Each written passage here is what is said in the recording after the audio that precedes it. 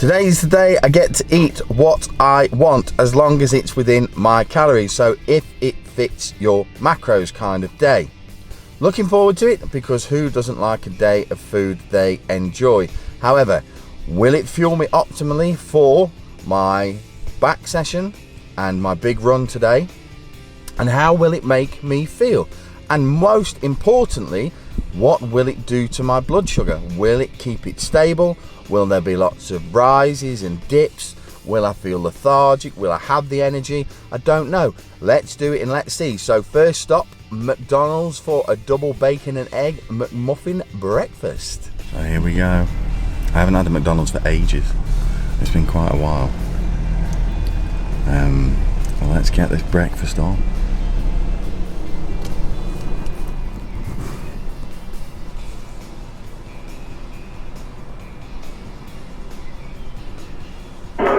Hi, take your order, please. Hey, can I have a double bacon and egg McMuffin meal, please? What drink, fella? Can I have a Diet Coke? Yeah, of course you can. Got everything, mate. Yes, thank you. Next one. Cheers, dude. Nice one. Cheers, thanks. So, here it is. Double bacon and egg McMuffin meal. Hash brown. Carbs, obviously. And then there's the bad boy right there. Not quite my granola, protein shake and piece of fruit, but like I say, it's been a long time since I've had one, so let's get it in. It's about approximately the same amount of calories as my usual breakfast, so let's see what this does to my blood sugar.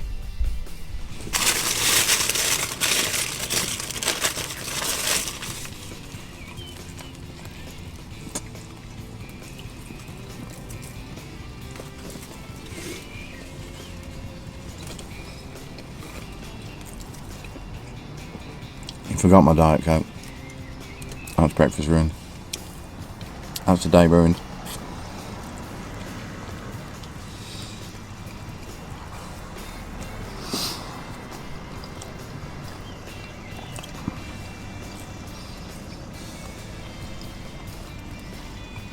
I mean, it had to be a Diet Coke. Couldn't be an orange juice. Because orange juice, far too many calories and it's unhealthy compared to a Diet Coke.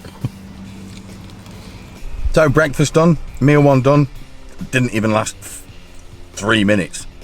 Yeah, it tasted nice. Who doesn't like bacon, eggs, bread and potatoes? So yeah, the taste was very nice. I don't feel particularly full. I don't feel as satiated as I would after my usual meal. And it certainly doesn't feel as healthy. However, it's gone in. Let's see what happens on the glucose monitor now. A couple of clients, then it will be time for my pre-workout meal, which today is going to be a Tesco club sandwich and a grenade bar of my choice. Again, same kind of macros. And then it will be on to training, which today is a back session in readiness for my 700-pound 7-minute mile attempt in the near future. So let's get it on. Also, remember kids, when you've eaten your McDonald's, you are left with rubbish. We need to make sure that the rubbish is disposed of properly.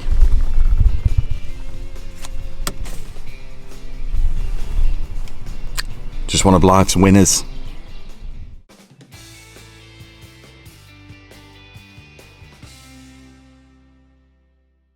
For the morning, so now I'm going to get on to meal 2 on the day of cheat. So club sandwich, grenade bar, it's got protein in, so it means it's healthy, and Diet Cokes. I didn't get mine with my McDonald's this morning. So this is about 740 calories, which is about 19 more calories than my usual meal. So let's see how this makes me feel, what it does to my blood sugar, and whether I have a decent session. Again, tastes really nice. Who doesn't like bacon again and bread, and then salted chocolate caramelly stuff? So, well, let's see what it does.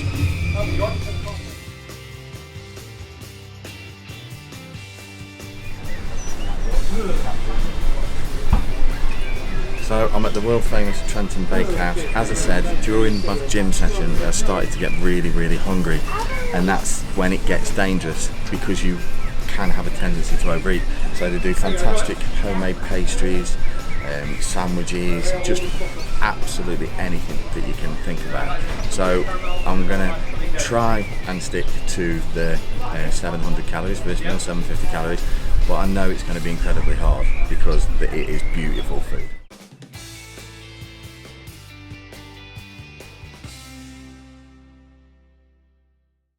So, as suspected, I've over-ordered because I'm hungry. So again, you know, calories in, calories out, it depends on the type of food, definitely. So I've over-ordered and I'm potentially going to overeat as well. We'll see. Lunchtime, meal 3. Usually it's about 750 calories, something like that, 700 calories. So I've had a sausage roll and I'm going to have a piece of flapjack. That's going to be around about maybe 800 calories, a little bit more.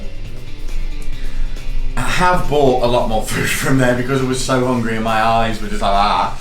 So I'm probably going to have that for tea, maybe the meal before bed or whatever, but let's see what this does to my blood sugars and let's see how I feel and everything after eating this amount of calories but this type of food.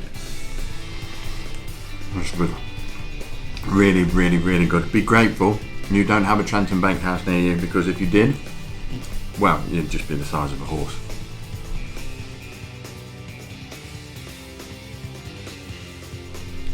So, meal number 4, I told you I brought more at Trenton Bake House than I should have. So, meal number 4 is around about 576 calories and would be 200 grams of chicken and 100 grams of basmati rice. Today is going to be a chocolate brownie. That's around about 600 calories, so a little bit more. Again, it doesn't matter so long as it fits my calories for the day. Obviously, there's minimal amount of protein in there and all carbohydrates. So let's see what this does to my blood sugar.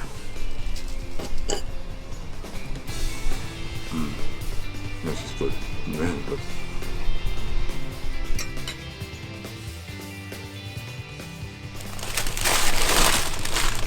Meal numero 5.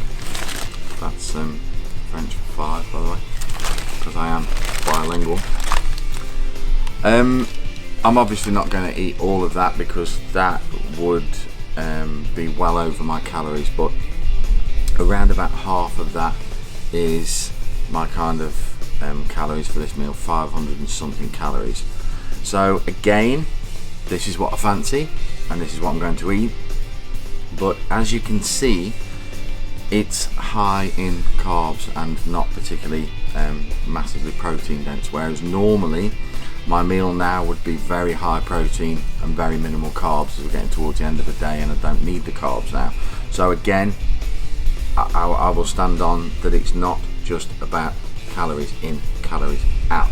I am choosing because I want chips, and chips aren't protein dense, and any particular good protein that's in the fish has been deep fat fried away. However, having said that, I'm going to eat half of this and I'm going to enjoy it, so go away.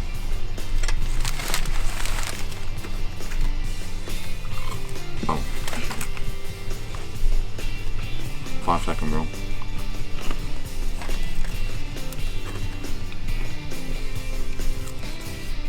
This is completely and utterly food unrelated, but my beautiful firstborn child loves the Tiger King so much that he decided to base his current style on him. And here we have Joey Exotic, full with wife beater t-shirt. I love my kids, I really, really do. They provide me massive amounts of entertainment. So last meal of the day, and I'm not going to lie, even though it's been the same amount of calories, probably a little bit more, not that much more, maybe 10% more in total, perhaps. I'm feeling very, very lethargic. I'm hungry but not hungry, and I've got to get this last meal in for silence.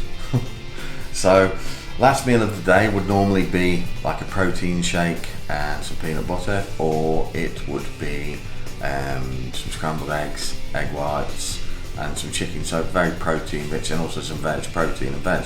So because I'm feeling a bit, I'm going to have ice cream. So again, not really that much protein in that meal at all. Definitely no antioxidants, vitamins or minerals. So I'll have about 150 grams of this, and then that will be me done for the day, and it'll be interesting to see what has happened on the graphs. But in terms of feelings, I'm feeling very, very bloated and tired and hungry but not hungry, thirsty but not thirsty. It's really quite weird. Normally now I'm feeling quite good and ready for bed. So yeah, ice cream it is. I've obviously got an inbuilt scales in my mouth, so that was about 15 grams of ice cream. So another 10 of those, that'll be fine.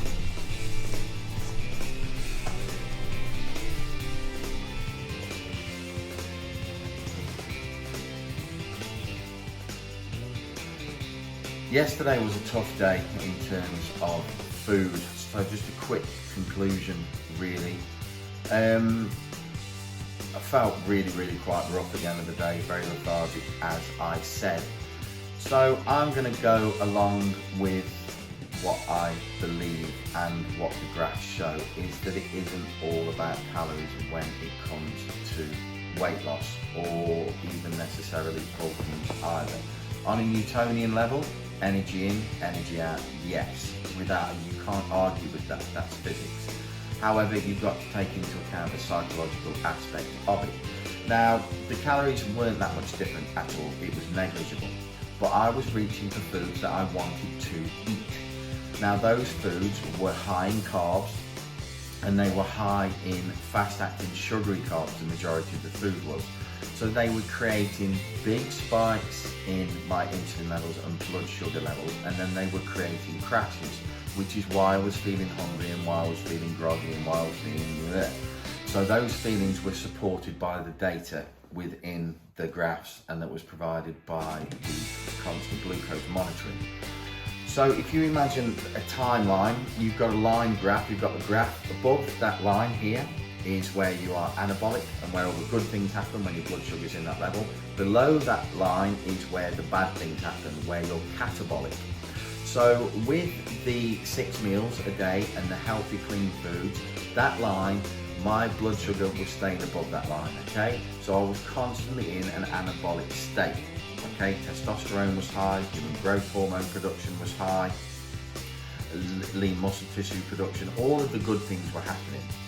But on the days where I picked calories from wherever I wanted, I would go into that part of the graph, but then I would crash down and come down quite rapidly into that catabolic part, and then spend quite a lot of time in that catabolic state before the next meal, which would spike. So I'm spending more of the day in a catabolic state because I'm getting that blood sugar spike, getting into the anabolic state, but then as quickly as I'm going in it, I'm coming back out of it again. That isn't good, okay? That's a strain on your pancreatic system, and how ultimately you eat like that consistently for a long period of time, how you decrease your insulin sensitivity, and then how you become diabetic. So I do not support it is calories in, calories out. That is what it's all about. There is a lot more to take into account. There is psychological aspects.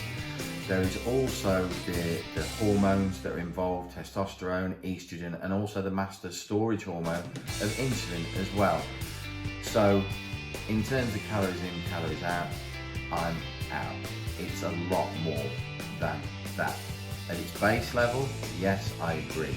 However, for optimum dieting, optimum body composition, and optimum results, which is what you want and what I want for my clients and for myself, then a calories in, calories out diet is not that.